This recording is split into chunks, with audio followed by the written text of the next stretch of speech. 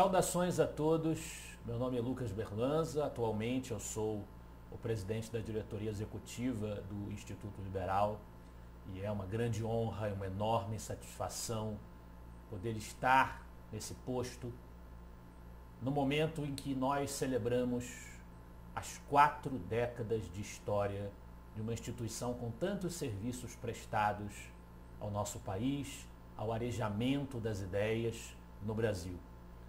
Uma instituição que tem um lugar tão especial, tão importante na história de uma tradição que a antecede, é verdade, o liberalismo não foi inventado no Brasil nos anos 80 pelo Instituto Liberal, mas sem sombra de dúvidas a atuação desse instituto demarca um divisor de águas, inaugura uma nova fase na trajetória do liberalismo brasileiro.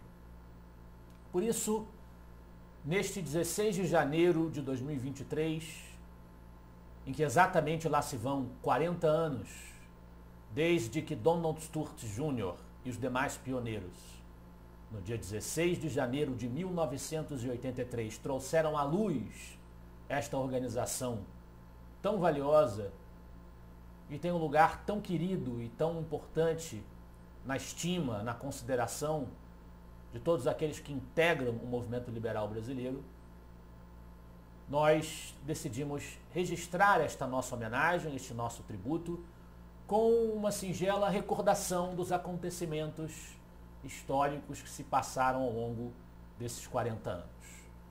Antes que Donald Sturt Jr. tivesse a iniciativa de fundar o Instituto Liberal, como nós dissemos, já existia uma tradição liberal no Brasil, que pode remontar até o período colonial, com figuras que participaram, inclusive, do processo de independência do país. Do ponto de vista da divulgação de algumas escolas liberais, principalmente escolas econômicas liberais do século XX, que trazem contribuições diferenciadas e inéditas ao debate sobre as teses do liberalismo, nós já tivemos antes do Instituto Liberal o professor Eugênio Goudin, um economista de grande relevo, que foi inclusive mestre de outros economistas liberais icônicos como Roberto Campos, que frequentou os círculos do Instituto Liberal, como sendo alguém que não apenas integrou a famosa Sociedade Mont Pelerin, uma sociedade fundada por Hayek para reunir os intelectuais e ativistas liberais mais expressivos do mundo inteiro, como também era, além de também ter feito parte dos quadros da histórica Conferência de Bretton Woods, o professor Eugênio Goudin também lia Mises e Hayek, esses autores austríacos que se tornaram tão populares entre os liberais contemporâneos. Também antes de Donald Sturt, antes do Instituto Liberal, nós tivemos a iniciativa do empresário Adolfo Lindenberg, que em 1946 lançou a primeira tradução de O Caminho da Servidão, a obra mais popular de Hayek, que marcou as reflexões liberais na metade do século XX. E, finalmente, um pouco antes, já na década de 70 do século XX, nós tivemos a iniciativa do também empresário Henri Maxud, que adquiriu a revista Visão, em 1974, e passou a utilizar esse espaço, além de também utilizar o espaço televisivo que ele adquiriu, para divulgar as ideias da escola austríaca. Inclusive, Henri Maxud trouxe o próprio Hayek ao Brasil por algumas vezes, entre 1977 e 1981, para palestrar e discursar e oferecer, inclusive, entrevistas coletivas aos jornalistas brasileiros. Mas essas empreitadas anteriores de tentativa de divulgação da escola austríaca, até mesmo da escola de Chicago, da teoria da escolha pública, de muitas obras de referência do liberalismo estrangeiro, essas tentativas esbarravam numa dificuldade que era a ausência da própria tradução da maioria dessas obras na língua portuguesa. O nosso liberalismo do século XIX, do Partido Liberal e também dos membros do Partido Conservador, que bebiam de fontes liberais, principalmente dos liberais doutrinários franceses, esse liberalismo do século XIX mantinha um diálogo intelectual e teórico com as grandes tradições liberais do exterior, principalmente da Europa e dos Estados Unidos. Mas no século XX houve uma perda desse contato durante muitas décadas, em que esse contato foi deficitário. A maior referência que chegava, por exemplo, aos liberais da antiga UDN era o ordoliberalismo alemão por conta dos sucessos dos governos da democracia cristã no pós-guerra. Mas a escola austríaca, a escola de Chicago, não eram vertentes tão bem assimiladas e tão conhecidas entre os nossos ativistas liberais. O nosso liberalismo perdeu muito em robustez nesse diálogo com as fontes teóricas estrangeiras. Coube ao Instituto Liberal cumprir a missão de pôr fim a esse abismo. Donald Stewart Jr. era um empresário de origem familiar canadense que se inspirou na iniciativa de Anthony Fisher. Anthony Fisher, em 1955, fundou o Institute of Economic Affairs. Primeiro, Fisher perguntou ao próprio Hayek: o que acha de eu me lançar à política para tentar levar as ideias liberais ao parlamento, como um político, como um deputado? Hayek o desencorajou de tomar esse percurso. Em vez disso, que Fisher fundasse uma instituição dedicada a divulgar as ideias, principalmente para os círculos intelectuais, jornalísticos, de expressão do imaginário da sociedade, os artistas, os escritores, que esta elite pensante fosse influenciada para semear as teses liberais na sociedade. A política viria, não que nós devêssemos ou que os britânicos devessem ignorá-la, mas a política viria como consequência. Ela seria como a ponta de lança desse movimento que tenta modificar as ideias numa direção de mais liberdade. Anthony Fisher seguiu a orientação de Hayek e o Institute of Economic Affairs foi extremamente decisivo para moldar o pensamento, por exemplo, de uma estadista do tamanho de Margaret Thatcher, que teve toda a influência que teve na história do Reino Unido. Foi seguindo esse mesmo espírito, entendendo essa mesma necessidade, que Donald Stewart fundou o Instituto Liberal.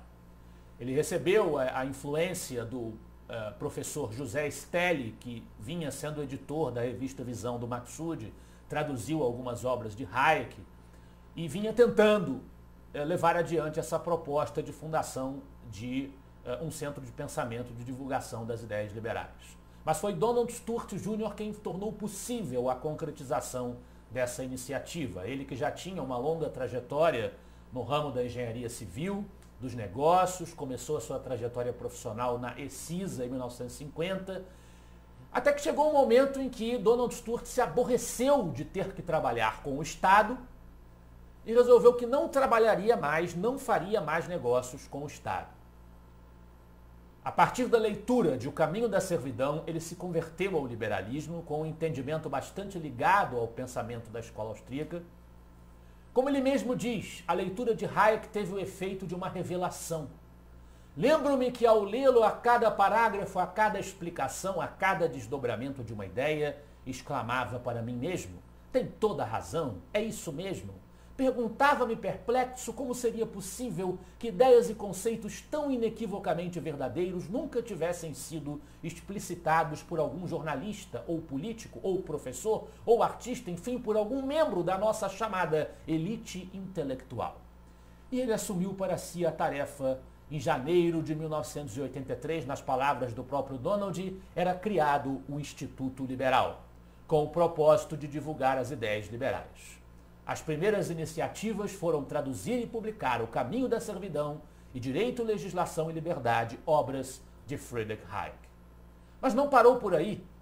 Nos primeiros anos, o Instituto Liberal se destacou mesmo pela tradução de obras importantes das escolas liberais estrangeiras, principalmente as escolas econômicas liberais.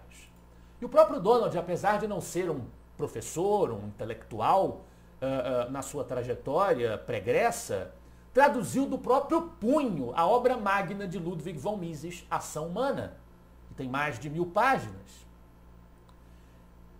Nesses primeiros anos, a sede oficial do Instituto ficava em uma sala do 27º andar de um edifício na rua Presidente Wilson, número 231, na Cinelândia, que era ocupado pela Escisa, a empresa na qual Donald Stuart exercia uma função de liderança. E o Instituto Liberal reunia principalmente economistas ligados à escola de Chicago, apesar de estar lançando obras de Hayek e Mises, apesar de divulgar as teses da escola austríaca.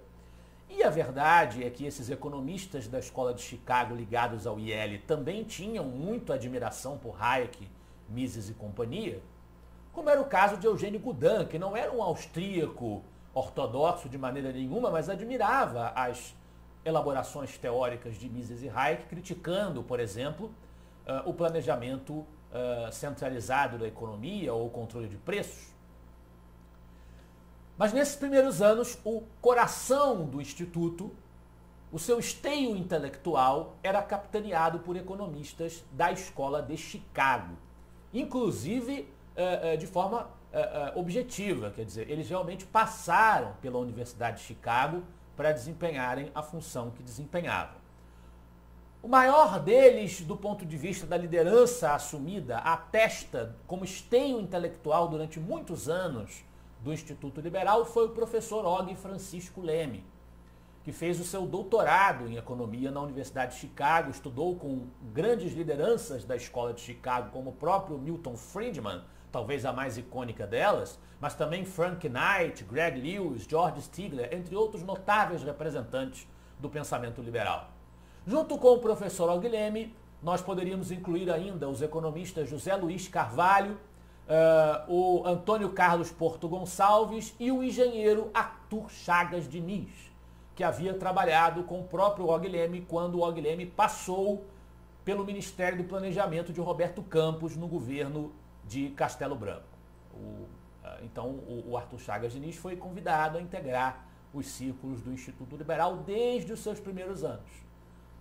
Nós poderíamos destacar ainda o trabalho do secretário-geral do Instituto durante os 9 anos, Alexandre Guasti, que se dedicava a corrigir os textos e a produzir os aspectos gráficos das publicações do IEL, que foi homenageado no encarte comemorativo dos 10 primeiros anos do Instituto Liberal e já havia falecido quando da publicação desse encarte. Na sua origem e até hoje, o Instituto Liberal foi projetado para ser uma entidade sem fins lucrativos, que é mantida por doações privadas de quem se interessa pela causa e acha que vale a pena apoiar o trabalho desenvolvido pelo Instituto Liberal, encabeçado por um conselho de mantenedores, um grupo de empresários que se identificam com esse ideário liberal, e com uma diretoria executiva que se dedica, como diz o nome, a exercer as tarefas necessárias para, como dizia o estatuto inicial, original do Instituto, convencer a sociedade brasileira das vantagens de uma ordem liberal mediante a realização de seminários e conferências e a publicação de livros nacionais e estrangeiros. Muitos empresários que participavam do círculo de relacionamentos do Donald tiveram um papel importante nesses primeiros anos do Instituto Liberal. O Jorge Gerdau, o Johann Peter, o Jorge Cimeira Jacó, o Roberto Bornhausen, João Pedro Gouveia Filho, Winston Ling, Sérgio Andrade de Carvalho, e a lista poderia continuar com grandes empresários que tiveram atuação nesses primeiros anos. Nessa primeira década do Instituto Liberal, fundado no Rio de Janeiro, outros institutos semelhantes foram surgindo em diversos estados. Surgiu o Instituto Liberal de Pernambuco, o Instituto Liberal de São Paulo, o Instituto Liberal do Rio Grande do Sul, o Instituto Liberal do Paraná, o Instituto Liberal de Minas Gerais e o Instituto Liberal do Ceará, com sede em Fortaleza. Foram surgindo institutos liberais em diferentes estados. O Instituto Liberal de Brasília, que tinha como uma das suas maiores lideranças o grande embaixador José Oswaldo de Meira Pena. Todos esses institutos se reuniram em 1988 sob a égide de um Conselho Nacional dos Institutos Liberais. O objetivo era que cada um desses institutos tivesse uma atuação específica, direcionada ao que fosse a vocação dos seus integrantes. Se um instituto tivesse mais facilidade dentro do seu staff, da sua equipe, para uma determinada tarefa, aquela seria a tarefa predominante do instituto. assim se fez. Cada um deles tinha uma vocação. O Instituto Liberal de São Paulo realizou prêmios, troféu imprensa, premiações para quem se destacasse em defesa da liberdade na mídia. O Instituto Liberal do Rio Grande do Sul participava de programas televisivos. O Instituto de São Paulo também realizou a Semana da Cidadania, um grande evento que levava a conscientização sobre os temas cívicos, os temas nacionais. O Instituto Liberal de Pernambuco realizou uma grande campanha em favor do juízo arbitral. Então cada um tinha o seu papel e juntos formavam uma grande engrenagem. Como eles mantinham o nome Instituto Liberal, o Instituto Liberal original, fundado no Rio de Janeiro, naquela época passou a se chamar Instituto Liberal do Rio de Janeiro. Muitos grandes intelectuais participaram desses primeiros anos do IEL, o professor Alberto Oliva, o próprio Meira Pena, Antônio Paim, Ricardo Vélez Rodrigues, José Guilherme Melchior, o Biratã Borges de Macedo, Mário Guerreiro, Diogo Figueiredo Moreira Neto, Ney Prado, Roberto Campos. Todas essas figuras, algumas com tendências distintas dentro do pensamento liberal, participaram desses primeiros anos do Instituto. Na década de 90, o Instituto Liberal, que já tinha lançado, por exemplo, o opúsculo O que é o Liberalismo, de autoria do próprio Donald, 1988 também, que é uma introdução ao pensamento liberal sob uma perspectiva mais marcadamente austríaca. Nos anos 90, o Instituto lançou algumas publicações históricas, como a revista Notas, que era uma carta econômica mensal que analisava projetos de lei e dispositivos constitucionais. Outras publicações de grande influência, como a Políticas Alternativas, também foram fundadas nos anos 90. Ainda nos anos 90, em 1993, o Donald Stewart se recolheu à função de presidente do Conselho de Mantenedores e a diretoria executiva foi assumida por Odemiro Fonseca. Nesse mesmo ano, o Instituto Liberal foi o anfitrião da reunião da Sociedade Montpellier, que aconteceu, portanto, no Brasil. Foi um grande evento com nomes monstruosos, no bom sentido da palavra, do pensamento liberal, não só brasileiro, como, sobretudo, internacional. James Buchanan, Gordon Tullock, Israel Kisner, Murray Rothbard, Jesus Huerta de Soto, todas essas figuras e muitas mais estavam no Brasil participando dessa cerimônia, que foi, portanto, organizada, conduzida pelo presidente Odemiro Fonseca. Também foi lançada, na reta final da gestão de Odemiro Fonseca, a revista Banco de Ideias, na época chamada de Think Tank, que com o tempo acabou absorvendo a antiga revista Notas e essas publicações que o Instituto Liberal fazia, analisando projetos de lei, analisando grandes questões de políticas nacionais que eram debatidas no parlamento. Muitas delas ainda hoje são debatidas, mostrando a lentidão dos avanços que o nosso país experimenta, do ponto de vista político e econômico. Até que, no final, em 1998, nós já tínhamos, desde o ano anterior, nós já tínhamos como presidente, no lugar de Odemiro Fonseca, o Arthur Chagas Diniz, que, como engenheiro ligado ao professor Guilherme, como nós já mencionamos, já tinha presença no Instituto desde o seu início. Em 1998, por iniciativa do historiador, professor de filosofia política, Alex Catarino, que era discípulo também do professor Guilherme, do professor Antônio Paim e do professor Biratã Borges de Macedo, foi criado um ciclo de debate sobre o liberalismo clássico, que sucedia um projeto que já acontecia antes, que era um ciclo de seminários sobre liberalismo, que inclusive chegou a ser anunciado nos jornais quando estava abrindo inscrição, quando havia reuniões desse ciclo, ele chegou a ser anunciado nos jornais. Catarino sistematizou um ciclo de debate sobre o liberalismo clássico que passou a servir todas as terças-feiras, de 18 às 20 horas ao longo de quase um ano todo, como um conjunto de encontros em que se refletia acerca dos princípios liberais e dos seus fundamentos filosóficos, históricos, no campo do direito, no campo econômico, no campo das ciências sociais. o Instituto Liberal também passou a realizar colóquios em parceria com o Liberty Fund, reunindo também grandes nomes para refletir sobre temas importantes para a liberdade.